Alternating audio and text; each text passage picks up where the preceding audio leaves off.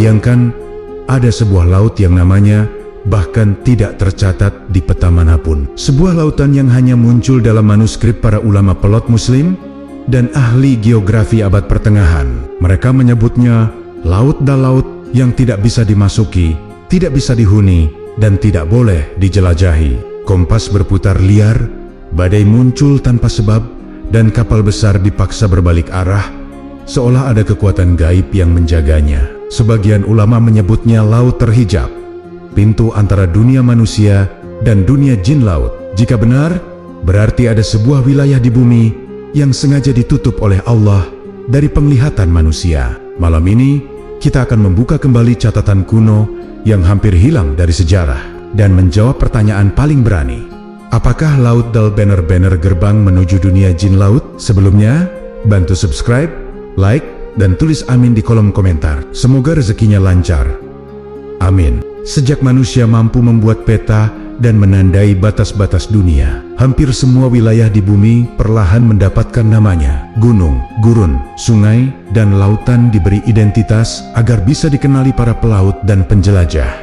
Namun di balik semua kemajuan ilmu geografi itu, ada satu nama laut yang tidak pernah masuk dalam atlas modern. Laut ini tidak tercatat dalam peta dunia, bahkan tidak tersisa jejak koordinatnya. Para ulama dan pelaut kuno menyebutnya dengan satu nama sederhana, namun penuh teka-teki, Laut Dal. Nama ini muncul berulang kali dalam manuskrip klasik, tetapi selalu tanpa penjelasan lokasi. Seolah-olah lautan ini memang tidak ingin ditemukan. Para ahli sejarah yang meneliti manuskrip Islam abad pertengahan dibuat penasaran oleh keberadaan istilah tersebut. Mengapa para ulama menuliskan nama sebuah laut tanpa petunjuk arah? Dan mengapa deskripsinya jauh berbeda dari lautan lain yang kita kenal? Sebagian penulis menggambarkannya sebagai wilayah asing, tempat yang tidak boleh dimasuki manusia. Sementara yang lain mengisyaratkan bahwa Laut Dal adalah batas terakhir dunia yang dapat dijangkau manusia. Dalam setiap catatan kuno, satu hal terasa jelas. Laut Dal bukan laut biasa. Ia muncul seperti bayangan dikenal, tetapi tidak pernah benar-benar dijelaskan. Salah satu keanehan terbesar dari Laut Dal adalah ketidakhadirannya dalam peta modern. Padahal, banyak lautan lain yang lebih kecil, lebih terpencil, dan lebih sulit dijangkau tetap tercatat dengan rapi. Hal ini membuat para peneliti sejarah mulai bertanya, apakah para ulama dan pelaut klasik benar-benar merujuk pada tempat nyata? Atau apakah Laut Dal adalah istilah metaforis yang digunakan untuk menggambarkan wilayah tertentu yang tidak dapat dilalui manusia? Jawaban terhadap pertanyaan ini tidak bisa ditemukan dengan mudah, karena manuskrip yang memuat nama Laut Dal seringkali hanya menyinggungnya secara singkat tanpa penjelasan tambahan. Dalam beberapa manuskrip, para ulama menggambarkan Laut Dal sebagai lautan yang menolak manusia. Kapal yang mencoba memasuki wilayahnya akan terombang-ambing dan dipaksa kembali. Angin tiba-tiba hilang, arus berubah arah, dan kompas seolah kehilangan fungsinya. Fenomena seperti ini membuat banyak pelaut kuno bimbang. Apakah mereka sedang menghadapi badai alami atau kekuatan yang lebih besar dari sekadar cuaca? Karena itu, para penulis klasik memilih menyebut laut misterius ini sebagai wilayah terlarang, tempat di mana batas antara dunia manusia dan dunia gaib terasa tipis. Yang membuat nama Laut Dal semakin membingungkan adalah konsistensi cerita tentangnya. Meskipun dicatat oleh ulama dan pelaut dari tempat berbeda, gambaran mereka tampak saling melengkapi. Tidak ada satupun yang menyebutkan lokasi pasti. Namun semuanya sepakat bahwa Laut Dal adalah tempat yang tidak boleh dijelajahi. Ini membuat para peneliti beranggapan bahwa para geografer kuno sengaja tidak mencatatkan titik koordinatnya. Mungkin karena wilayah itu dianggap berbahaya atau memiliki rahasia yang tidak boleh diketahui sembarang orang. Dalam konteks inilah, misteri besar Laut Dal mulai terbentuk. Sebuah nama kuno yang muncul seperti isyarat dari masa lalu. Sebuah lautan yang dipercaya menyimpan sesuatu yang tidak dapat dipahami manusia. Episode pertama ini membuka pintu menuju kisah panjang tentang laut yang hilang dari peta, namun tetap hidup dalam tulisan para ulama dan pelaut yang pernah merasakan keberadaannya. Pertanyaan berikutnya jauh lebih menarik. Jika Laut Dal memang disebut oleh banyak geografer klasik, apa sebenarnya yang mereka ketahui tentangnya? Itu akan kita telusuri dalam episode selanjutnya. Dalam dunia Islam abad pertengahan, para cendekiawan tidak hanya menuliskan hukum, sejarah, atau filsafat. Mereka juga merekam dunia fisik dengan ketelitian luar biasa. Dari perjalanan panjang para pelaut, kafilah, dan penjelajah, lahirlah karya-karya besar yang menjadi fondasi ilmu geografi modern. Di antara nama-nama besar itu, ada 3 tokoh yang catatannya sering dikaitkan dengan keberadaan Laut Dol: Al-Masudi, Al-Idrisi, dan Al-Qazwini. Ketiga tokoh inilah yang secara tidak langsung membentuk gambaran awal tentang laut misterius tersebut. Al-Masudi, dalam karyanya Muruj al-Zahab, dikenal sebagai penulis sejarah yang suka menggabungkan laporan ilmiah dengan kisah perjalanan para pelaut. Ia pernah menyinggung tentang sebuah lautan yang disebut sebagai batas terakhir dunia manusia. Dalam deskripsinya, setiap kapal yang mencoba menembus batas itu akan tarimbang-ambing hingga kembali ke titik asal. Masudi tidak menyebutkan namanya secara langsung sebagai Laut Dol. Namun pola cerita yang ia sampaikan tampak selaras dengan kisah lautan terlarang yang disebut dalam manuskrip lain. Penelitian modern banyak menganggap catatan Masudi sebagai gambaran awal tentang wilayah yang nantinya dipahami sebagai Laut Dol. Berbeda dengan Masudi, Al-Idrisi adalah seorang pembuat peta dunia kelas dunia. Ia menghabiskan 15 tahun di istana Raja Roger II dari Sisilia untuk menyusun atlas monumental Nuzhat al-Mushtaq. Dalam atlas tersebut, Idrisi menggambarkan bagian-bagian dunia dengan detail yang luar biasa untuk ukuran zamannya. Namun ada satu wilayah laut yang ia deskripsikan secara samar, sebuah area yang dipenuhi kabut tebal, pusaran misterius, dan angin panas yang muncul dari permukaan air.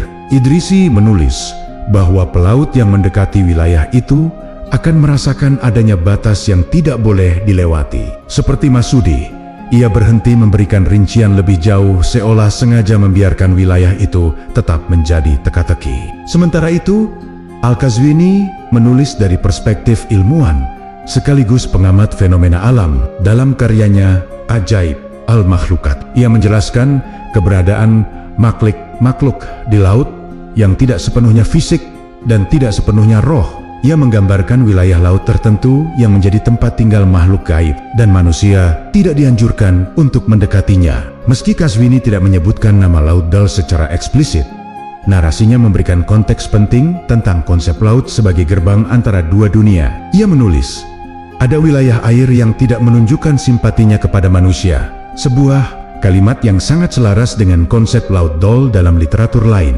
Menariknya, meskipun ketiga tokoh ini hidup pada masa berbeda dan menulis dalam konteks berbeda, gambaran mereka justru terlihat saling melengkapi. Masudi memberikan kerangka awal tentang lautan yang menolak manusia. Idrisi menyumbang detail navigasi dan kondisi geografinya. Qazwini menambahkan dimensi metafisik yang memperkuat kesan bahwa lautan itu bukan sekadar fenomena alam biasa. Tiga perspektif ini bila digabungkan menghasilkan gambaran utuh tentang Laut Dol, sebuah wilayah laut yang disebat-sebat sebagai batas dunia, manusia, dan menjadi perbatasan dengan makhluk gaib. Episode kedua ini memperlihatkan bahwa Laut Dol bukan sekadar nama yang muncul dari legenda. Ia hidup dalam catatan para ilmuwan besar yang kredibilitasnya diakui hingga hari ini. Jika para geografer sekelas Masudi, Idrisi, dan Qazwini memberikan isyarat tentang laut ini, berarti ada sesuatu yang cukup penting hingga mereka memilih menuliskannya. Pertanyaan selanjutnya, mengapa mereka menggambarkannya sebagai laut yang tidak boleh dimasuki? Jawaban itu mulai terungkap dalam episode berikutnya. Dalam literatur Islam klasik, tidak semua lautan digambarkan secara fisik. Ada beberapa yang ditulis dengan bahasa simbolik, penuh makna, dan seringkali memiliki dimensi metafisik. Di antara istilah yang paling sering muncul adalah Bahrul Mahjub, laut yang terhijab, dan Bahrul Zulumat, laut kegelapan. Kedua istilah ini bukan nama geografis resmi, melainkan penyebutan yang digunakan para ulama ketika menggambarkan wilayah laut yang dianggap tidak bisa dihuni manusia. Dalam konteks ini, banyak peneliti modern menduga bahwa istilah-istilah tersebut merujuk pada konsep yang sama dengan apa yang kita kenal sebagai Laut Dal.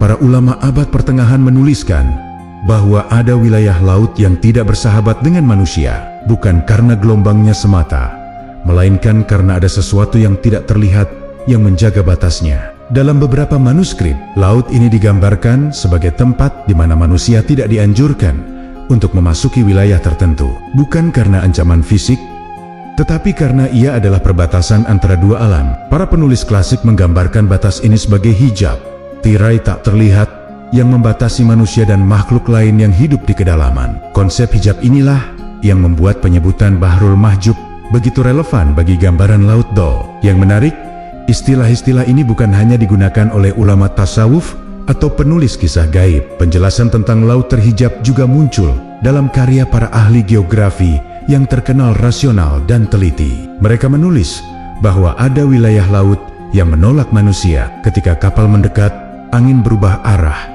arus menjadi tidak stabil, dan kompas tidak lagi berfungsi. Fenomena ini membuat banyak pelaut memilih untuk tidak menembus batas tersebut. Daripada menulis detail lokasi, para penulis justru memilih istilah metaforis untuk menggambarkan wilayah yang dianggap berbahaya dan berada di luar jangkauan manusia. Penyebutan laut kegelapan atau Bahrul Zulumat juga menjadi salah satu poin penting dalam pembahasan ini. Dalam beberapa karya tafsir dan catatan ulama, istilah ini dikaitkan dengan kedalaman laut yang tidak tersentuh cahaya dan tidak pernah dijelajahi. Bukan hanya gelap secara fisik, tetapi gelap dalam arti tidak dapat diakses oleh indera manusia. Dalam tradisi ulama, kedalaman tertentu dianggap sebagai wilayah yang dihuni makhluk besar dari kalangan jin laut. Mereka digambarkan memiliki dunia sendiri di bawah permukaan. Dunia yang tidak saling bersinggungan dengan manusia, kecuali dalam situasi tertentu. Perlu dipahami bahwa para ulama tidak menggunakan istilah terhijab untuk menakut-nakuti, tetapi untuk menggambarkan batas alam yang seharusnya dihormati. Dalam konsep mereka, ada tempat-tempat di bumi yang memang tidak ditujukan untuk manusia, sebagaimana ada tempat-tempat di daratan yang dianggap sebagai wilayah jin atau makhluk halus. Laut terhijab adalah bagian dari kategori itu, dan dalam banyak literatur, penyebutan tersebut konsisten menggambarkan wilayah laut yang mustahil dilalui, seolah-olah ada kekuatan besar yang menjaga garis perbatasannya. Ketika istilah Bahrul Mahjub dan Bahrul Zulumat disandingkan, keduanya membentuk gambaran yang semakin jelas. Ada wilayah laut yang bukan sekadar sulit ditembus, tetapi juga memiliki aura metafisik yang kuat. Laut itu digambarkan sebagai tempat yang berada di antara dunia manusia dan dunia makhluk lain. Banyak peneliti percaya bahwa wilayah inilah yang menjadi cikal bakal penyebutan Laut Dal dalam manuskrip kuno, sebuah laut yang tidak hanya terlarang, tetapi juga terhijab secara spiritual. Episode ketiga ini menegaskan bahwa dasar pemahaman tentang Laut Dal bukan berdiri sendiri. Ia berakar pada konsep-konsep metafisik yang telah lama dikenal para ulama. Pertanyaan berikutnya menjadi semakin menarik. Jika penyebutannya begitu simbolik, bagaimana para ulama menafsirkan nama Dal itu sendiri? Jawabannya menanti di episode berikutnya. Dalam manuskrip Arab kuno, nama sebuah tempat tidak selalu ditulis secara langsung. Para ulama dan penulis geografi abad pertengahan sering menggunakan huruf, singkatan, atau simbol tertentu untuk menyembunyikan nama asli sebuah wilayah, biasanya karena tempat itu dianggap berbahaya, terlarang, atau memiliki dimensi metafisik. Di antara simbol yang paling sering dibahas adalah huruf Dal. Huruf ini menjadi inti dari nama Laut Dol, dan justru menimbulkan lebih banyak pertanyaan daripada jawaban. Apakah Dol adalah nama asli laut itu, atau sekadar kode yang dipakai para ulama? Beberapa peneliti manuskrip berpendapat bahwa penggunaan huruf Dal dalam literatur kuno bukan tanpa alasan. Dalam tradisi sufistik dan tulisan simbolik para ulama, huruf Dal sering dikaitkan dengan makna dalal yang berarti kebingungan atau kehilangan arah. Ketika dikaitkan dengan laut, makna ini terasa sangat relevan. Banyak catatan kuno menggambarkan Laut Dal sebagai wilayah yang membuat kompas berputar, arus kehilangan pola, dan pelaut tersesat tanpa sebab jelas. Jika benar demikian, huruf Dal bisa jadi bukan nama geografis, tetapi peringatan terselubung tentang sifat laut tersebut. Makna lain yang sering dikaitkan adalah kata dalam. Sebagian ulama menganggap Dol merujuk pada kedalaman ekstrem, tempat di mana cahaya tidak menembus dan kehidupan manusia tidak bisa bertahan. Dalam konteks Laut Dal, istilah ini cocok dengan gambaran bahwa lautan ini memiliki dasar yang tidak terlacak, seolah-olah menjadi pintu menuju ruang lain yang tidak dapat dijelaskan oleh akal manusia. Para pelaut yang menulis tentang wilayah ini sering menggambarkan airnya berwarna gelap, berat, dan terasa berbeda dari laut pada umumnya. Ada pula pendapat bahwa Dol berasal dari kata dahsyat. Dalam beberapa karya tafsir, huruf Dal kadang digunakan sebagai singkatan untuk fenomena alam yang melampaui batas kemampuan manusia angin besar, badai aneh, atau gelombang yang seolah memiliki kehendak sendiri. Jika deskripsi ulama kuno dikumpulkan, Laut Dal memang memiliki karakter itu. Angin berubah tanpa pola, pusaran muncul tiba-tiba, dan arus bergerak seolah mendorong kapal menjauh dari wilayah tertentu.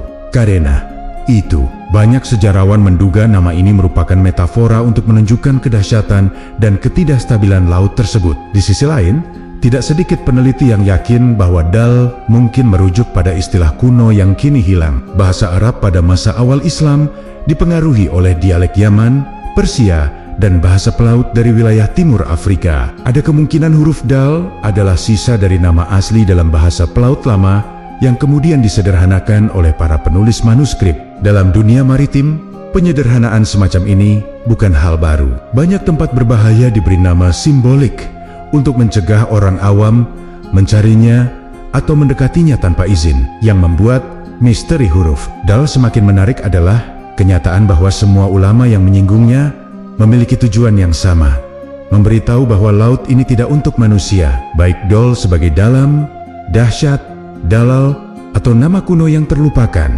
semuanya memberi gambaran tentang satu hal: wilayah laut ini memang berbeda. Ia bukan sekadar tempat asing, tetapi juga tempat yang menyimpan sesuatu yang tidak dapat dijelaskan oleh logika. Episode ini menegaskan bahwa nama Dal bukan hanya label geografis, tetapi sebuah simbol peringatan. Ia menggabungkan makna linguistik, metafisik, dan sejarah. Namun yang lebih penting, ia mengarahkan kita pada pemahaman bahwa Laut Dal bukan sekadar lautan misteriusia, adalah wilayah yang dipandang para ulama sebagai perbatasan antara dunia manusia dan dunia gaib. Pertanyaan yang muncul berikutnya adalah, apa dasar keyakinan bahwa laut ini memiliki dimensi gaib? Itu akan kita bahas pada episode selanjutnya. Untuk memahami mengapa para ulama klasik sangat yakin bahwa ada batas-batas laut yang tidak boleh dimasuki manusia, kita harus kembali kepada sumber paling awal dalam tradisi Islam. Al-Quran, ada satu ayat yang selama baru badabat menjadi bahan diskusi para mufasir, yakni surah Ar-Rahman ayat 19-20. Dia membiarkan dua laut mengalir, yang keduanya kemudian bertemu. Di antara keduanya ada batas barzakh yang tidak dilampaui oleh masing-masing. Mayoritas ulama menafsirkan ayat ini secara ilmiah tentang perbedaan salinitas dua perairan. Namun sebagian ulama kuno melihat makna lebih dalam, menghubungkannya dengan keberadaan dua alam yang saling berdampingan namun tidak saling menembus. Ayat tentang dua laut ini dianggap lebih dari sekadar fenomena fisik. Dalam tradisi mufasir awal seperti Qatadah, Mujahid, dan Al-Hasan Al-Basri, istilah barzakh bukan hanya batas air, tetapi batas makhluk. Mereka menulis bahwa ada wilayah tertentu di laut yang menjadi tempat makhluk dari dimensi lain, dan batas itu tidak dapat dilampaui manusia tanpa izin Allah. Tafsir ini bukan sekadar imajinasi. Ia lahir dari pengalaman para pelaut dan pengamat alam yang melihat fenomena laut yang tidak bisa dijelaskan dengan sains pada masa itu. Dalam tafsir lain, khususnya karya-karya sufistik, laut sering digambarkan sebagai simbol perbatasan antara alam fisik dan alam gaib. Ibnu Arabi, seorang tokoh besar tasawuf, menyebut lautan sebagai tempat pertemuan antara alam syahadah, alam yang terlihat, dan alam gaib, alam yang tidak terlihat. Ia menulis bahwa ada titik-titik tertentu di permukaan bumi yang menjadi pintu bagi makhluk gaib untuk bergerak antara dimensi. Bagi sebagian penafsir modern, konsep ini terdengar metaforis. Namun, bagi ulama klasik yang hidup di zaman para pelaut berani, makna ini terasa sangat nyata. Berangkat dari pemahaman ini, muncul keyakinan bahwa ada wilayah laut tertentu yang berfungsi sebagai semacam perbatasan metafisik. Jika begitu, maka konsep Laut Dal benar-benar masuk akal dalam pandangan ulama yang memahami ayat dua laut tidak hanya dari aspek ilmiah, tetapi juga dari aspek spiritual. Mereka melihat bahwa lautan bukan hanya tempat gelombang dan arus, tetapi ruang besar yang menyimpan makhluk-makhluk yang diciptakan Allah dengan bentuk dan sifat yang kita tidak ketahui. Beberapa riwayat bahkan mengaitkan fenomena laut yang tidak dapat dilalui manusia dengan penjelasan ayat tersebut. Ketika pelaut kuno menghadapi laut yang aneh di mana arus tiba-tiba berhenti, angin menghilang, dan kompas tidak bekerja. Mereka meyakini bahwa mereka telah mendekati batas yang tidak boleh dilampaui. Mereka menyebutnya sebagai barzah antara dua dunia, dunia manusia dan dunia makhluk penghuni laut. Para ulama mencatat pengalaman ini sebagai bukti bahwa ayat tersebut memiliki dimensi gaib yang tidak bisa dipisahkan dari tafsirnya. Yang menarik, pemahaman ulama tentang dua laut ini tidak pernah bertentangan dengan sains, justru saling melengkapi. Selama berabad-abad, manusia menganggap laut hanyalah satu ruang besar yang sama. Baru pada era modern, ilmuwan menemukan bahwa ada lautasin dalam laut, zona gelap, arus yang tidak bercampur, serta titik-titik aneh di mana dua perairan tampak bertemu, namun tidak menyatu. Dalam konteks inilah, banyak peneliti modern mulai melihat kembali ucapan para ulama klasik dengan perspektif baru. Episode ini memperlihatkan bahwa dasar keyakinan tentang Laut Dol berakar pada pemahaman mendalam mengenai barzah. Para ulama tidak sekadar membuat cerita. Mereka berangkat dari teks suci dan pengalaman nyata. Setelah memahami landasan ini, kita dapat melangkah lebih jauh ke inti misteri. Siapakah makhluk yang diyakini tinggal di laut terdalam itu? Itu akan kita kupas di episode berikutnya. Dalam literatur Islam, pembahasan tentang jin biasanya berpusat pada gurun, tempat sunyi, dan malam hari. Namun jika kita membaca lebih jauh ke dalam karya para mufasir, ahli hadis, dan ulama tasawuf, terdapat satu kelompok makhluk gaib yang jarang dibahas di era modern, jin laut. Keberadaan mereka muncul sebagai bagian dari tradisi intelektual Islam, bukan sekadar cerita rakyat. Manuskrip-manuskrip klasik mencatat bahwa bangsa jin tidak hanya menghuni daratan, tetapi juga lautan yang dalam dan gelap. Dari situlah muncul keyakinan bahwa Laut Dol adalah salah satu wilayah tempat tinggal utama mereka. Salah satu sumber yang paling sering dikutip adalah karya Al-Qazwini, Ajaib Al-Makhlukat. Dalam bukunya, ia tidak hanya membahas makhluk fisik, tetapi juga makhluk yang berada di antara alam nyata dan alam gaib. Al-Qazwini menulis bahwa di kedalaman laut ada makhluk-makhluk yang tidak tampak bagi manusia, kecuali ketika seseorang tersesat jauh ke wilayah yang tidak layak dihuni. Ia menggambarkan bahwa makhluk-makhluk itu memiliki wujud yang tidak sepenuhnya padat, seolah terbentuk dari cahaya samar atau bayangan air. Deskripsi seperti ini sangat berbeda dari jin di daratan, yang biasanya disamakan bentuknya dengan manusia atau hewan. Dalam literatur tafsir, beberapa ulama juga menyinggung keberadaan makhluk yang menghuni laut. Qatadah, salah satu tabi'in terkemuka, pernah menyebut bahwa ada makhluk besar yang berada di batas antara dua lautan. Makhluk yang hanya muncul ketika terjadi badai besar atau ketika manusia mendekati wilayah yang tidak seharusnya ia jamah. Mujahid dan Al-Hasan Al-Bashri menambahkan bahwa makhluk ini mampu bergerak antara kedalaman dan permukaan, dan wujudnya tidak selalu bisa dilihat dengan mata biasa. Penjelasan-penjelasan ini menguatkan anggapan bahwa laut memiliki penghuninya sendiri, berbeda dari jin yang dikenal di darat. Sementara itu, para sufi memberikan gambaran lebih simbolik. Ibnu Arabi, misalnya, sering menggambarkan lautan sebagai ruang peralihan antara alam syahadah, dunia fisik, dan alam gaib. Dalam salah satu penjelasannya, ia menyebut bahwa makhluk tertentu berada di wilayah perbatasan itu, makhluk yang tidak sepenuhnya dari dunia ini, namun tidak pula sepenuhnya dari alam malaikat. Deskripsi ini sangat relevan dengan konsep Laut Dol yang diyakini sebagai salah satu titik di mana batas antara alam menjadi tipis. Bagi para sufi, lautan bukan sekadar air, tetapi jendela menuju dimensi lain. Tidak hanya ulama dan mufasir yang menyinggung keberadaan jin laut, para pelaut muslim yang menjelajahi Samudra Hindia seringkali mencatat fenomena aneh yang mereka yakini berasal dari makhluk gaib penghuni kedalaman. Dalam beberapa catatan perjalanan, muncul kisah tentang cahaya kehijauan yang bergerak mengikuti kapal, suara gemuruh dari bawah laut, atau bayangan besar yang tampak hanya beberapa detik sebelum menghilang. Para pelaut tidak menganggapnya sebagai legenda, tetapi sebagai bagian dari kenyataan yang harus dihadapi ketika berlayar di wilayah yang tidak dikenal. Jika semua potongan informasi dari ulama, mufasir, sufi, dan pelaut ini digabungkan, gambaran yang muncul menjadi semakin solid. Jin laut bukan sekadar mitos, melainkan konsep yang hidup dalam tradisi Islam selama berabad-abad. Mereka memiliki karakteristik yang berbeda dari jin darat, lebih besar, lebih kuat, dan tidak suka berinteraksi dengan manusia, kecuali dalam kondisi tertentu. Inilah mengapa Laut Dol digambarkan sebagai wilayah yang tidak boleh dimasuki manusia, bukan hanya karena kedalamannya yang ekstrem, tetapi karena ia diyakini menjadi tempat tinggal makhluk gaib yang Allah ciptakan di luar jangkauan manusia. Episode ini membawa kita semakin dekat pada inti misteri. Jika jin laut benar-benar ada dan memiliki kekuatan besar,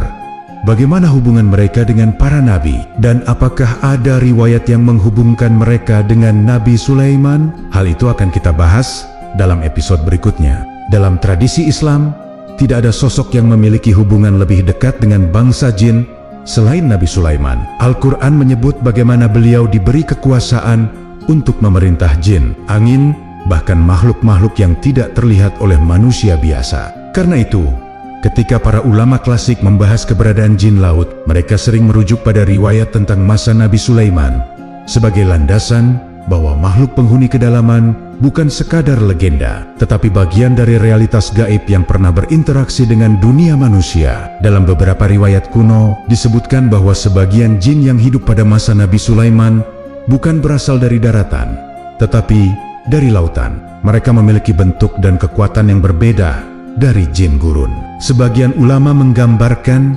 mereka lebih besar, lebih kuat, dan hidup dalam tekanan air yang sangat dalam, sesuatu yang hanya mungkin bagi makhluk yang diciptakan Allah dengan struktur berbeda dari manusia. Riwayat ini muncul dalam penjelasan para ulama tafsir ketika membahas ayat tentang para jin yang bekerja mengangkat benda-benda berat dan menyelam ke dasar laut atas perintah Sulaiman. Ada satu riwayat menarik yang sering dikutip oleh sejarawan Islam, bahwa Nabi Sulaiman pernah memerintahkan kelompok jin penyelam untuk mengambil benda-benda berharga dari kedalaman laut.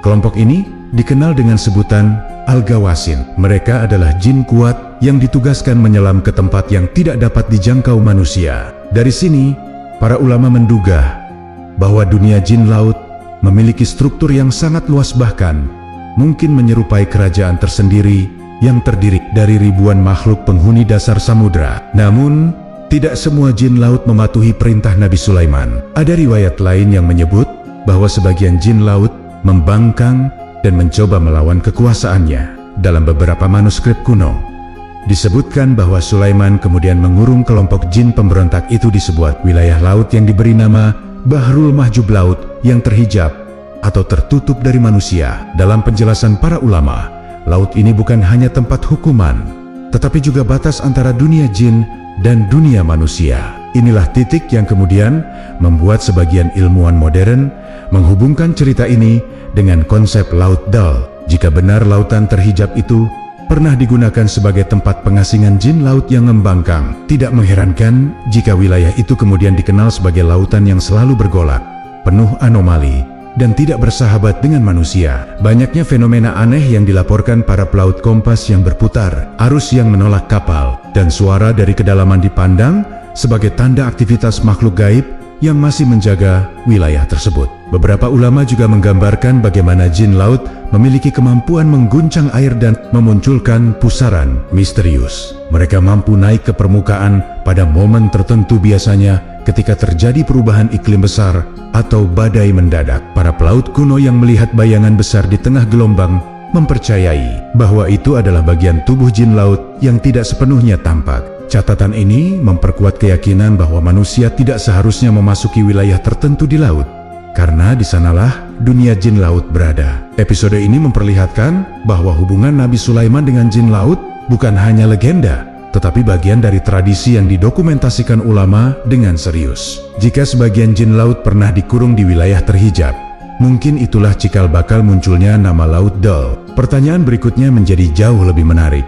Apa saja kesaksian para pelaut yang mengklaim pernah mendekati batas laut tersebut? Itulah yang akan kita kupas pada episode selanjutnya. Pada abad ke-10, para pelaut Oman dikenal sebagai salah satu navigator laut terbaik di dunia Islam. Mereka menguasai angin muson, memahami perubahan arus, dan hafal rasi bintang yang digunakan sebagai kompas alami. Namun, di antara catatan perjalanan mereka yang kini tersimpan dalam manuskrip kuno, ada satu kisah yang berbeda dari laporan navigasi biasa. Kisah ini berisi pengalaman seorang nahkoda dari kota Sohar yang mengaku pernah mendekati wilayah laut yang tidak mengizinkan manusia masuk. Catatan inilah yang kemudian dianggap sebagai salah satu sumber awal tentang keberadaan Laut Dol. Dalam manuskrip tersebut, sang nahkoda menggambarkan perjalanannya menuju perairan yang tidak disebutkan lokasinya secara spesifik. Ia menuliskan bahwa saat kapal mereka mendekati sebuah wilayah, angin tiba-tiba berubah arah meskipun sebelumnya stabil. Layar kapal bergoyang tanpa pola dan arus laut terasa memutar tanpa alasan jelas. Para pelaut berpengalaman ini segera tahu bahwa mereka telah memasuki wilayah yang tidak seperti laut biasanya. Mereka mencoba mengarahkan kapal kembali, namun arus justru membawa mereka ke tengah wilayah yang tampak gelap meski matahari masih tinggi. Sang nahkoda menuliskan fenomena yang paling membuat mereka ketakutan. Munculnya cahaya kehijauan dari bawah air, bergerak perlahan seperti mata makhluk yang mengamati dari kedalaman. Para awak kapal awalnya mengira cahaya itu adalah pantulan plankton atau binatang laut bercahaya. Namun bentuknya terlalu teratur. Cahaya itu bergerak mengikuti lambung kapal, seolah memperhatikan setiap gerakan mereka. Para pelaut yang sudah terbiasa dengan keanehan laut dalam pun mulai merasa bahwa mereka sedang diawasi oleh sesuatu yang tidak mereka pahami. Tidak lama kemudian, arus di sekitar kapal mulai bergerak semakin kuat, bukan dalam bentuk gelombang besar, tetapi seperti tarikan halus yang menggeser kapal tanpa suara. Para awak menggambarkan bahwa kapal mereka seakan ditarik oleh tangan-tangan yang tidak terlihat. Mereka panik dan memutuskan untuk menurunkan dayung, berusaha menjauh dari wilayah itu. Namun setiap kali mereka mendayung ke arah yang diinginkan, kapal justru ditarik kembali ke titik yang sama. Saat itulah sang nahkoda memerintahkan semua awak untuk membaca doa, karena mereka percaya sedang berhadapan dengan sesuatu yang tidak berasal dari alam manusia. Setelah beberapa saat yang terasa sangat lama, angin tiba-tiba kembali bertiup dan arus laut yang memutar itu lenyap begitu saja. Cahaya kehijauan di bawah kapal menghilang perlahan, seolah makhluk itu memutuskan untuk pergi. Kapal pun dapat digerakkan kembali ke arah aman. Dalam catatannya, sang nahkoda menulis, "Laut itu tidak memberi kami izin untuk masuk. Ada penjaganya, dan penjaga itu tidak menyukai kehadiran manusia." Kalimat ini kemudian menjadi salah satu referensi penting yang digunakan para ulama dan sejarawan untuk menjelaskan sifat Laut Dol. Kisah Pelaut Oman ini bukan satu-satunya catatan yang menggambarkan fenomena serupa, namun ia menjadi titik awal terbentuknya gambaran bahwa ada wilayah laut yang memiliki batas tak terlihat, batas yang tidak dapat dilintasi manusia tanpa risiko besar. Banyak peneliti percaya bahwa apa yang dialami para pelaut Oman adalah pertemuan pertama manusia dengan batas laut Dol, dan pengalaman mereka membuka jalan bagi kisah-kisah berikutnya yang bahkan lebih misterius dan lebih gelap. Episode selanjutnya akan membawa kita lebih dalam lagi melalui kisah para pelaut Basra yang bahkan kehilangan awak kapalnya setelah mencoba menembus batas yang sama. Jika catatan pelaut Oman abad ke-10 menggambarkan batas laut yang menolak manusia, maka kisah pelaut Basra pada abad ke-11 memberi gambaran lebih gelap. Kisah ini bukan hanya tentang fenomena aneh, tetapi juga tentang hilangnya nyawa. Dalam sejumlah manuskrip yang disalin ulang oleh ulama Irak, terdapat riwayat tentang sebuah kapal dagang besar dari Basra yang mencoba membuka jalur baru menuju Afrika Timur.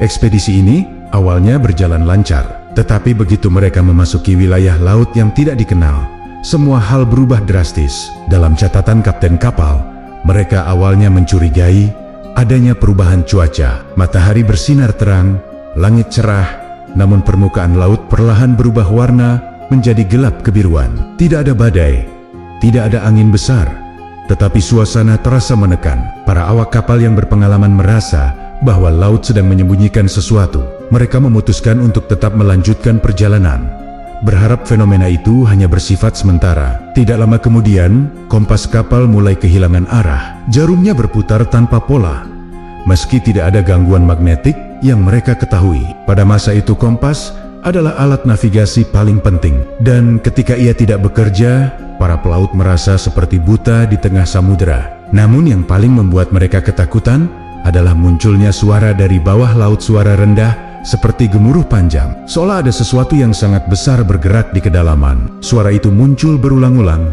mengguncang lantai kapal dengan getaran halus. Ketika malam tiba, fenomena yang lebih mengerikan terjadi. Para awak melihat bayangan besar di bawah permukaan air. Bayangan itu tidak berbentuk ikan atau paus. Bentuknya terlalu besar dan terlalu tidak beraturan. Kadang tampak seperti tubuh panjang, kadang seperti bayangan kepala raksasa. Pada satu momen, air di sebelah kapal tampak terbelah perlahan, seolah sesuatu hendak muncul ke permukaan. Para pelaut menyalakan lentera, tetapi bayangan itu menghilang begitu cahaya mengenai permukaan air. Keesokan paginya, 3 awak kapal dinyatakan hilang. Tidak ada suara teriakan malam sebelumnya, tidak ada tanda pergulatan, dan tidak ada jejak di lantai kapal. Mereka seperti ditarik dari kapal tanpa meninggalkan tanda. Kapten menuliskan bahwa kejadian itu terjadi ketika laut sedang sangat tenang. Tidak ada ombak besar yang mampu menyeret seseorang ke laut tanpa disadari. Ini membuat banyak ulama kemudian menduga bahwa mereka hilang bukan karena tenggelam, tetapi karena ditarik oleh sesuatu dari dalam laut. Kepanikan pun menyebar. Para awak kapal meminta kapten untuk segera meninggalkan wilayah tersebut. Namun ketika mereka mengarahkan kapal untuk berbalik, angin yang biasanya membantu layar justru mati total. Kapal terimbang-ambing tanpa arah. Hanya setelah mereka membaca doa dan mengurangi kecepatan, arus perlahan mulai membawa mereka menjauh dari wilayah gelap itu. Perlahan, kompas mulai menunjukkan arah kembali. Angin kembali bertiup dan laut kembali berwarna normal. Dalam laporannya, sang kapten menulis kalimat yang kini menjadi bagian penting dari pembahasan Laut Dal. Kami tidak hilang oleh badai. Kami ditolak oleh sesuatu yang tidak ingin kami memasuki wilayah itu. Ini menjadi kesaksian kuat bahwa ada bagian laut yang bukan sekadar sulit dilalui, tetapi memang tidak ditujukan untuk manusia. Episode ini menunjukkan bahwa Laut Dal tidak hanya menggagalkan ekspedisi, tetapi juga mengambil nyawa. Namun kisah yang lebih tua dan lebih terkenal justru muncul dari legenda pelaut muslim paling masyhur, Sinbad, dan versi aslinya jauh lebih gelap daripada yang kita kenal. Episode berikutnya akan mengungkapnya. Kisah Sinbad yang dikenal masyarakat modern sering dipenuhi unsur fantasi, petualangan, dan keajaiban. Namun sedikit yang tahu bahwa versi paling tua dari cerita Sinbad sebenarnya jauh lebih gelap, lebih realistis, dan sangat dekat dengan pengalaman para pelaut muslim pada abad pertengahan. Dalam beberapa manuskrip Arab kuno, terutama yang belum tersentuh penyuntingan sastra, terdapat deskripsi tentang lautan misterius yang memiliki kemiripan luar biasa dengan gambaran Laut Dal. Disinilah para sejarawan mulai menduga bahwa legenda Sinbad mungkin lahir dari trauma kolektif para pelaut yang pernah mendekati wilayah laut terlarang itu. Dalam versi tertua yang ditemukan di daerah Irak dan Teluk Persia, Sinbad digambarkan sebagai seorang pelaut yang sangat berani, namun selalu diuji oleh laut yang seolah memiliki kehendak sendiri. Salah satu bagian paling menarik dalam manuskrip tersebut menggambarkan bagaimana Sinbad pernah memasuki wilayah laut yang tiba-tiba berubah menjadi sangat tenang, begitu tenang hingga tidak ada riak kecil sekalipun. Dari bawah air terdengar suara berdesis yang perlahan berubah menjadi gemuruh. Cahaya samar kehijauan muncul di kedalaman, mirip dengan catatan pelaut Oman dan Basra yang telah dibahas di episode sebelumnya. Dalam narasi itu, Sinbad menyebut laut tersebut sebagai laut yang hidup, sebuah sebutan yang menggambarkan betapa anehnya perilaku perairan itu. Ia menulis bahwa arus berubah tanpa sebab dan angin seolah menolak layar kapal untuk bergerak ke depan. Meskipun tulisan Sinbad sering dianggap sebagai sastra, beberapa kalimatnya terlalu teknis untuk disebut sekadar cerita imajinatif. Ia menggambarkan pusaran yang berputar tanpa pusat, fenomena yang kini dikenal sebagai arus balik atau turbulensi ekstrem di laut dalam. Tetapi bagi pelaut zaman itu, fenomena tersebut tampak seperti makhluk gaib yang mencoba menelan kapal. Dalam bagian lain, Sinbad menulis tentang sosok raksasa yang ia lihat dari kejauhan. Sosok itu berdiri tegak di atas permukaan laut, tinggi seperti tiang kapal. Jika dibandingkan dengan kesaksian pelaut Hijaz yang akan kita bahas di episode berikutnya, deskripsi ini terasa hampir identik. Bayangan besar yang tidak jelas bentuknya, gerakan kecil yang memecah permukaan air, dan perasaan bahwa makhluk itu sedang mengawasi kapal semuanya selaras dengan apa yang digambarkan oleh para pelaut nyata Barba-de-Bot. Kemudian, para ahli sejarah maritim meyakini bahwa kisah-kisah seperti ini bukanlah dongeng yang murni diciptakan. Sebaliknya, mereka adalah fragmen pengalaman nyata para pelaut muslim yang terpapar wilayah laut aneh dan berbahaya. Karena pada masa itu sulit membedakan antara fenomena alam ekstrem dan fenomena gaib, cerita tersebut berkembang menjadi legenda. Namun inti dari cerita tetap sama. Ada wilayah laut yang tidak boleh dimasuki, laut yang menolak, mendorong, atau bahkan menenggelamkan manusia yang mencoba melampaui batasnya. Kisah Sinbad versi kuno ini menjadi semacam dokumentasi tidak langsung tentang Laut Dal. Ia menggambarkan kondisi laut yang aneh, suara dari kedalaman, cahaya gaib, dan makhluk besar yang muncul tanpa sebab. Semua ini konsisten dengan catatan ulama dan pelaut lainnya. Karena itu, banyak peneliti modern percaya bahwa legenda Sinbad adalah gabungan pengalaman nyata para pelaut yang pernah melewati batas laut terlarang batas yang hari ini kita sebut sebagai Laut Dal. Episode ini membuka jendela baru bahwa dunia sastra sering menyimpan kebenaran tersembunyi. Namun, untuk benar-benar memahami batas laut, kita perlu melihat satu ekspedisi yang mencatat fenomena lebih ekstrem lagi. Ekspedisi dari Hadramaut yang mendeskripsikan laut seperti air mendidih. Itu akan menjadi fokus episode berikutnya.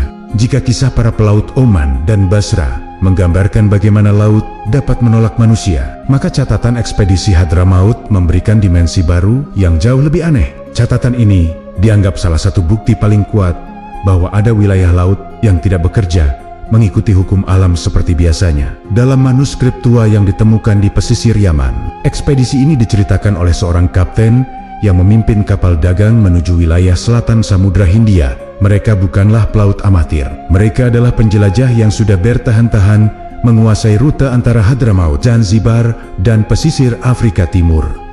Namun, apa yang mereka temui pada perjalanan itu berada di luar jangkauan pemahaman mereka. Dalam catatannya, sang kapten menggambarkan bagaimana mereka mulai memasuki wilayah laut yang awalnya tampak biasa, langit cerah, angin lembut, dan gelombang tenang. Tetapi semakin jauh mereka melaju ke selatan, permukaan laut berubah warna menjadi kebiruan gelap. Tidak lama kemudian, sebuah fenomena tak masuk akal terjadi. Air laut mulai terasa panas, bukan hangat seperti di perairan dangkal, tetapi benar-benar panas seperti sedang direbus dari bawah. Para awak yang menurunkan ember ke laut untuk memeriksa kondisinya terkejut, karena air yang mereka angkat terasa lebih panas daripada suhu udara. Fenomena ini belum dikenal oleh sains pada masa itu. Kini kita mengetahui bahwa hydrothermal vents atau lubang panas bawah laut memang bisa menyebabkan air terasa seperti mendidih. Namun, dalam catatan sang kapten, suhu panas itu tidak hanya muncul di titik tertentu. Ia menjalar ke area yang luas, seolah ada sumber panas raksasa di bawah samudra. Perubahan suhu ekstrem ini disertai suara aneh dari kedalaman. Sang kapten menuliskan bahwa mereka mendengar suara seperti angin kencang yang berputar-putar, padahal permukaan laut justru sangat tenang. Setelah melewati wilayah air panas itu, kapal mereka masuk ke zona laut yang lebih aneh lagi. Suasana tiba-tiba menjadi pekat oleh kabut putih tebal yang muncul dari permukaan. Kabut itu tidak berbau asin atau lembab seperti kabut biasa. Ia digambarkan lebih mirip asap tipis yang melayang rendah, menutupi pandangan awak kapal. Kabut itu tampak seperti membentuk dinding, dan ketika kapal menembusnya, mereka merasa seperti memasuki ruangan lain. Suhu berubah, suara laut melemah, dan angin seolah lenyap sepenuhnya. Begitu kabut menghilang, para pelaut melihat sesuatu yang tidak pernah mereka lihat seumur hidup. Laut di depan mereka sangat tenang, nyaris seperti kaca. Namun ketenangan itu terasa berat, seolah udara pun enggan bergerak. Mereka merasa diawasi. Para awak kapal mulai panik ketika merasakan bahwa kapal tidak bergerak meski angin sudah kembali bertiup. Kapal itu seperti tertahan oleh kekuatan tak terlihat. Sang kapten menulis, "Tempat itu bukan untuk manusia. Kami mendengar suara dari bawah kapal, seperti desahan panjang yang tidak berasal dari binatang." Ketika mereka mencoba memutar arah, angin justru membantu kapal bergerak menjauh, seolah mendorong mereka keluar dari wilayah itu. Setelah beberapa jam, laut kembali normal dan kabut lenyap sepenuhnya. Para awak meyakini bahwa mereka telah memasuki salah satu perbatasan laut dan wilayah yang dijaga oleh makhluk laut yang tidak ingin manusia mendekat. Ekspedisi Hadramaut ini menjadi salah satu catatan paling kuat bahwa ada wilayah di samudra yang bersifat terhijab. Namun kisah tentang makhluk yang terlihat oleh manusia jauh lebih meyakinkan. Episode berikutnya akan membawa kita pada kisah seorang ulama sihir yang mendengar suara ibadah dari dalam laut. Di antara sekian banyak riwayat tentang laut misterius, ada satu kisah yang paling sering dikutip oleh para ulama Hadramaut dan Yaman. Kisah ini bukan berasal dari pelaut, bukan dari pedagang, tetapi dari seorang alim yang dikenal sangat dekat dengan dunia spiritual. Ia tinggal di kota pelabuhan kuno bernama Shihir, sebuah wilayah yang sejak baru lalu menjadi titik persinggahan kapal dari India, Afrika Timur, dan Jazirah Arab. Kota ini terkenal tenang, tetapi laut di depannya menyimpan riwayat yang membuat banyak ulama percaya bahwa ada makhluk yang beribadah di kedalaman. Air makhluk yang bukan manusia. Menurut catatan yang tersimpan dalam manuskrip lokal, ulama ini memiliki kebiasaan bermunajat di tepi pantai setiap malam. Ia duduk menghadap laut, membaca dizikir hingga larut, lalu kembali ke rumah sebelum fajar. Namun pada satu malam yang sangat tenang, ia mengalami sesuatu yang tidak pernah ia hadapi sebelumnya. Angin berhenti, gelombang hilang, dan permukaan laut tampak seperti kaca hitam. Ia merasakan bahwa suasana malam itu berbeda, seolah laut sedang menunggu sesuatu. Saat itulah ia mendengar suara, bukan suara ombak, bukan suara angin, tetapi lantunan seperti bacaan panjang. Suara itu datang dari dalam laut, bergema lembut namun jelas, seakan ada banyak makhluk sedang melafalkan sesuatu dalam bahasa yang tidak ia kenali. Ia mencoba mendengarkan lebih dekat. Irama suaranya terdengar seperti dizikir, namun huruf-hurufnya bukan bahasa Arab, bukan pula bahasa manusia. Ulama itu menggambarkannya sebagai suara yang hidup, suara yang terasa seolah berasal dari makhluk yang telah lama mendiami kedalaman. Ketika ia berdiri dan melangkah lebih dekat ke tepi air, suara itu berhenti secara tiba-tiba. Laut yang sebelumnya tenang mulai bergetar halus, seolah sesuatu yang besar sedang bergerak menjauh. Ia merasakan angin dingin menyentuh wajahnya, padahal angin seharusnya tidak bertiup. Keheningan yang muncul setelah suara itu justru lebih menakutkan daripada suaranya sendiri. Ulama itu segera pulang, dan keesokan harinya ia menceritakan kejadian itu kepada gurunya, seorang syekh yang sangat dihormati di wilayah tersebut. Gurunya mendengarkan dengan tenang, lalu mengatakan sesuatu yang menjadi salah satu rujukan penting dalam tradisi lokal. Apa yang engkau dengar adalah ibadah makhluk laut dari bangsa jin. Mereka memiliki zikir dan bahasa mereka sendiri. Mereka keluar hanya pada malam tertentu ketika manusia tidak mendekati wilayah mereka. Pernyataan ini bukan dianggap mitos. Dalam banyak literatur klasik, para ulama memang menuliskan bahwa bangsa jin memiliki kelompok yang hidup di laut dan beribadah dengan cara yang tidak diketahui manusia. Riwayat ini menjadi bukti bahwa laut bukan sekadar ruang kosong. Ada kehidupan lain yang Allah ciptakan di kedalaman, kehidupan yang tidak ingin berinteraksi dengan manusia, kecuali jika manusia tanpa sengaja memasuki batasnya. Banyak ulama kemudian menghubungkan lokasi kejadian ini dengan jalur laut yang dianggap sebagai salah satu bagian dari laut. Suara ibadah dari dalam air dianggap sebagai tanda keberadaan makhluk gaib yang menjaga wilayah itu. Kisah ulama Shihir ini bukan satu-satunya. Banyak pelaut dari Hijaz dan Gujarat melaporkan fenomena yang serupa, tetapi dalam bentuk yang lebih visual dan jauh lebih menakutkan. Dan salah satu kesaksian terbesar datang dari pelaut Hijaz yang melihat makhluk raksasa berdiri di atas permukaan laut. Kisah itu akan kita bahas di episode berikutnya. Di antara semua riwayat tentang makhluk laut gaib, catatan para pelaut Hijaz dianggap sebagai salah satu yang paling menegangkan sekaligus paling sulit dijelaskan. Riwayat ini dicatat oleh Imam Al-Qurdi, seorang ulama abad ke-15 yang tinggal di Mekah dan dikenal sering mewawancarai para pelaut yang baru pulang dari jalur Yaman Zanzibar. Karena reputasinya sebagai peneliti fenomena maritim, banyak pelaut memberikan laporan detail tentang apa yang mereka lihat, terutama ketika mereka melewati wilayah yang dianggap sebagai salah satu batas laut Dal. Menurut laporan yang Imam Al-Qurdi tuliskan, sebuah kapal dagang besar dari Hijaz menjelaskan bahwa suatu malam mereka terperangkap dalam keheningan yang tidak biasa. Laut menjadi datar, angin mati total, dan udara terasa seakan ditekan oleh sesuatu yang berat. Kapten kapal sudah berpuluh kali mengarungi Samudra Hindia, tetapi ia mengakui bahwa malam itu berbeda, seperti berada di ruang yang bukan bagian dari dunia, tulisnya. Keheningan itu membuat para awak bahkan bisa mendengar detak jantung mereka sendiri.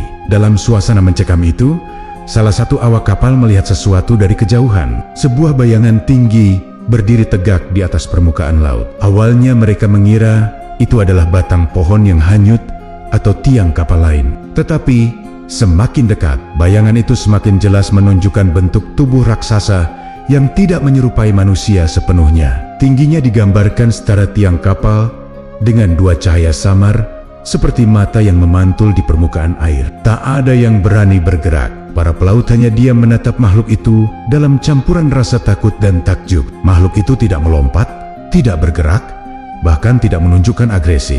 Ia hanya berdiri diam, mengamati, seolah menilai apakah para pelaut itu layak melintasi wilayah tersebut. Mereka menyalakan lentera untuk melihat lebih jelas, tetapi cahaya itu malah membuat makhluk tersebut tampak semakin samar, seperti bayangan yang bara-bahuba bentuknya. Salah seorang awak kapal mengaku melihat gerakan halus di sekitar kaki makhluk itu, seperti riak kecil yang mengikuti gerakan tubuhnya. Tetapi riak itu tidak sejalan dengan ombak. Ia bergerak dengan pola yang tidak lazim, seolah berasal dari kekuatan luar yang tidak bisa dijelaskan. Kapten kapal kemudian memerintahkan semua awak untuk membaca ayat-ayat Al-Quran. Begitu bacaan mereka mulai terdengar, makhluk itu perlahan memudar. Ia tidak tenggelam ke laut, tidak pergi, tetapi benar-benar memudar, seperti kabut yang terkena cahaya pagi. Imam Al-Qurdi menulis dalam catatannya, menurut sebagian ulama, bayangan itu adalah makhluk dari bangsa jin laut yang menjaga batas wilayah mereka. Banyak pelaut yang mendengar kisah itu percaya bahwa mereka telah melihat penjaga laut Dol, makhluk yang tidak dapat dilihat manusia kecuali pada malam-malam tertentu di mana kedua alam saling berdekatan. Apa yang membuat kisah ini begitu penting adalah konsistensinya dengan catatan dari wilayah lain.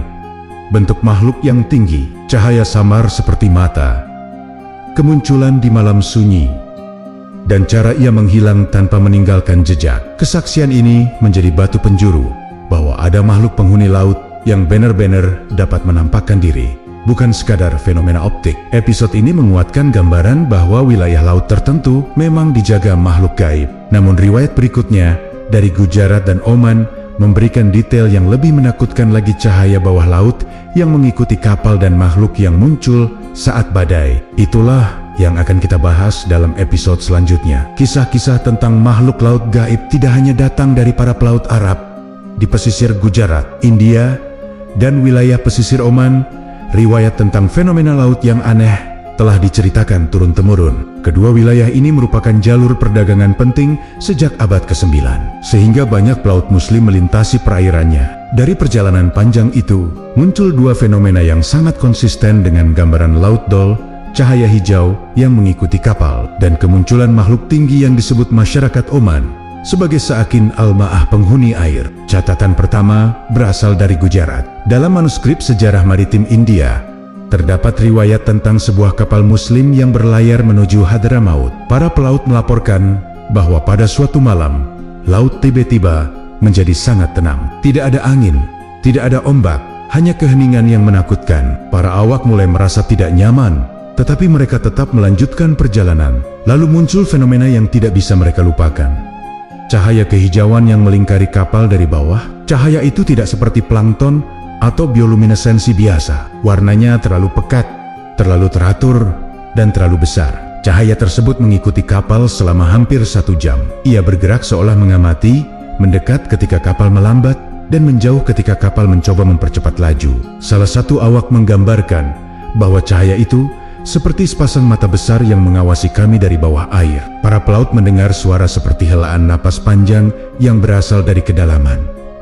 Mereka tidak menemukan sumber suara itu. Ketika kapal berbelok menjauhi wilayah itu, cahaya perlahan menghilang. Riwayat ini kemudian dikaitkan oleh para ulama Gujarat dengan makhluk laut yang menjaga wilayah terlarang. Fenomena yang sangat selaras dengan gambaran laut Dol dalam manuskrip Arab. Namun fenomena yang lebih eksplisit muncul dari Oman. Masyarakat pesisir wilayah ini memiliki cerita turun-temuran tentang makhluk tinggi yang hanya muncul pada malam badai atau ketika kapal terancam tenggelam. Mereka menyebut makhluk itu Saakin Al-Ma'ah, yang berarti penghuni air. Deskripsi makhluk ini hampir identik dengan kesaksian pelaut Hijaz yang telah kita bahas sebelumnya. Tubuhnya digambarkan tinggi, mata besar dan bercahaya, kulit seperti sisik halus, dan suaranya seperti gema jauh dalam gua. Banyak nelayan Oman mengaku pernah melihat makhluk ini berdiri di batu karang saat badai besar. Ia tidak bergerak, hanya memperhatikan kapal-kapal yang terombang-ambing. Beberapa mencoba mendekat, tetapi makhluk itu akan melompat kembali ke laut tanpa suara, tanpa cipratan air, seolah tubuhnya tidak memiliki massa seperti makhluk fisik. Ulama setempat mengatakan, bahwa makhluk ini adalah jin laut yang menjaga garis batas antara dunia manusia dan dunia mereka. Masyarakat pesisir mempercayai bahwa kemunculan Sa'kin Alma adalah peringatan agar manusia tidak memasuki wilayah yang tidak seharusnya mereka datangi. Kesamaan pola antara cahaya hijau di Gujarat dan makhluk tinggi di Oman memperkuat dugaan bahwa para pelaut ini mengalami sesuatu yang serupa batas. Laut Dol dalam kedua kasus, makhluk atau cahaya itu muncul bukan untuk menyerang, tetapi untuk memperingatkan. Tujuannya satu, menjauhkan manusia dari wilayah laut yang tidak boleh dilanggar. Episode ini menunjukkan bahwa fenomena Laut Dol bukan hanya bagian dari catatan Arab, tetapi juga diakui masyarakat maritim di luar jazirah. Kini pertanyaannya, jika Laut Dol benar-benar ada, apakah mungkin ia bisa dipetakan? Atau justru ia selalu berada di luar jangkauan manusia? Hal itu akan menjadi pembahasan kita pada episode berikutnya. Setelah menelusuri berbagai riwayat ulama, kesaksian pelaut, dan kisah-kisah pesisir, satu pertanyaan besar akhirnya muncul. Jika Laut Dol benar-benar ada, apakah ia dapat dipetakan secara geografis? Mengapa hingga hari ini tidak ada atlas modern yang menyebutkan nama tersebut? Untuk menjawab pertanyaan ini, sebagian akademisi Muslim modern melakukan pendekatan ilmiah dengan membandingkan deskripsi klasik dengan fenomena laut dalam yang dikenal sains masa kini. Hasilnya mengejutkan. Mereka menemukan 3 lokasi yang sangat mungkin menjadi kandidat Laut Dol, masing-masing dengan fenomena alam yang mirip dengan gambaran dalam manuskrip kuno. Kandidat pertama berada di Samudra Hindia bagian selatan, tepatnya di area Maskaran Basin. Wilayah ini terkenal memiliki kedalaman ekstrim dan aktivitas tektonik yang sangat kuat. Di sini terdapat zona laut yang ditandai dengan pusaran besar arus berputar dan kondisi air yang dapat tiba-tiba berubah suhu. Bahkan kapal modern sekalipun menghindari wilayah ini karena medan lautnya sulit diprediksi. Fenomena air panas seperti mendidih yang dialami pelaut Hadramaut sangat cocok dengan keberadaan hydrothermal vents di daerah ini. Kabut putih pekat yang muncul secara misterius juga selaras dengan uap air yang dihasilkan dari aktivitas geotermal bawah laut. Kandidat kedua adalah Laut Arab bagian selatan, terutama di sekitar Pulau Socotra. Pulau ini sudah terkenal sejak zaman kuno sebagai tempat yang penuh misteri dan dikaitkan dengan aktivitas jin. Dalam beberapa riwayat, Pulau Socotra disebut sebagai salah satu wilayah yang pernah diberi perhatian khusus oleh Nabi Sulaiman. Laut di sekitarnya dikenal penuh arus tak stabil, gelombang yang dapat berhenti seketika, dan kabut yang muncul tiba-tiba. Nelayan setempat sering melaporkan suara dari kedalaman laut pada malam tertentu. Fenomena ini sangat mirip dengan gambaran Laut Dal sebagai batas dunia manusia dan dunia makhluk gaib. Kandidat ketiga dan yang paling banyak dibahas adalah wilayah segitiga antara Seychelles, Madagaskar, dan pesisir Oman. Zona ini dikenal sebagai salah satu wilayah laut paling aneh di dunia. Ada laporan modern tentang cahaya hijau bawah laut, air yang bergetar tanpa angin, serta gangguan magnetik yang membuat instrumen navigasi tidak stabil. Pada masa lalu banyak kapal kecil hilang tanpa jejak. Ketika melewati area ini, sebuah pola yang selaras dengan catatan pelaut Basra yang kehilangan awak kapalnya secara misterius. Para ahli maritim bahkan menemukan bahwa wilayah ini memiliki beberapa fenomena laut mati, yaitu area yang benar-benar tanpa arus, membuat kapal sulit bergerak meskipun angin bertiup. Fenomena ilmiah seperti deep sea brine pools, yaitu kolam air asin super pekat di dasar laut, juga memperkuat misteri ini. Kolam-kolam tersebut memiliki batas yang terlihat seperti permukaan. Dunia lain di bawah air, pemandangan yang sangat mirip dengan deskripsi ulama tentang laut yang berlapis dua dunia. Ada pula shadow zones, zona gelap total di laut dalam yang menyerap cahaya, sehingga dari permukaan tampak seperti bayangan raksasa yang bergerak. Tidak mengherankan jika para pelaut kuno mengira bayangan itu adalah makhluk besar atau penjaga laut. Namun, meski sains dapat menjelaskan sebagian dari fenomena-fenomena ini, penjelasan ilmiah tidak sepenuhnya menyingkirkan dimensi gaibnya. Bahkan banyak ilmuwan mengakui bahwa laut dalam masih menyimpan 90% bagian yang belum pernah dijelajahi manusia. Artinya, sebagian besar kedalaman samudra tetap menjadi wilayah yang tidak tersentuh oleh teknologi. Bisa jadi disitulah Laut Dol bersembunyi, bukan hilang, tetapi memang tidak dimaksudkan untuk ditemukan. Episode ini memperlihatkan bahwa Laut Dal mungkin tidak memiliki satu lokasi pasti. Ia bisa jadi merupakan gabungan dari fenomena alam ekstrem dan batas metafisik yang hanya bisa dirasakan oleh manusia tertentu. Pertanyaannya kini mengarah pada inti misteri terbesar. Jika Laut Dal bukan sekadar lokasi fisik, mungkinkah ia sebenarnya adalah sebuah barzakh batas alam yang diciptakan Allah? Itulah yang akan kita bahas pada episode terakhir. Setelah menelusuri jejak manuskrip ulama, catatan pelaut kuno, dan kesaksian masyarakat pesisir dari berbagai wilayah, satu kesimpulan besar mulai tampak di hadapan kita.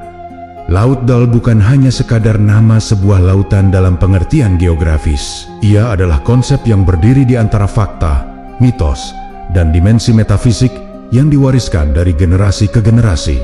Pertanyaan penting yang harus dijawab pada akhirnya ialah, apakah Laut Dal benar-benar sebuah tempat? Atau ia sebenarnya adalah sebuah barzakh batas alam yang tidak dapat dijangkau manusia? Jika kita merangkai kembali semua potongan kisah yang telah dibahas, gambaran Laut Dal selalu muncul dalam bentuk yang sama. Wilayah laut yang menolak manusia, daerah yang tidak dapat dimasuki kapal, tempat di mana angin berhenti mendadak, kompas berputar tanpa arah, dan makhluk gaib muncul pada malam tertentu. Fenomena-fenomena ini terlalu konsisten untuk dianggap hanya legenda, tetapi juga terlalu sulit dipetakan untuk disebut sebagai wilayah geografis biasa. Dalam banyak riwayat, Laut Dal digambarkan sebagai laut yang terhijab, sebuah istilah yang sudah jelas membawa makna metafisik. Dalam ajaran Islam, barzakh bukan sekadar ruang di antara dua hal. Ia adalah batas antara dunia yang dapat dilihat dan dunia yang tidak dapat dijangkau oleh indera manusia. Para ulama klasik menggambarkan barzakh sebagai tirai gaib yang memisahkan dua dimensi yang berjalan berdampingan. Beberapa tempat di dunia diyakini memiliki titik-titik di mana batas ini menjadi tipis dan makhluk dari alam gaib dapat muncul atau berinteraksi dengan manusia dalam bentuk cahaya, bayangan, atau suara. Ketika konsep ini diterapkan pada Laut Dal, maka masuk akal apabila wilayah laut ini tidak bisa ditemukan di peta modern. Fenomena ilmiah yang kita pelajari seperti hydrothermal vents, brine pools, dan shadow zones memang memberikan penjelasan fisik terhadap sebagian keanehan laut dalam. Namun, justru penjelasan itu memperkuat ide bahwa ada wilayah laut yang tidak bisa dijangkau manusia, baik karena tekanan ekstrem, kandungan kimia yang mematikan, atau ketidakmungkinan navigasi.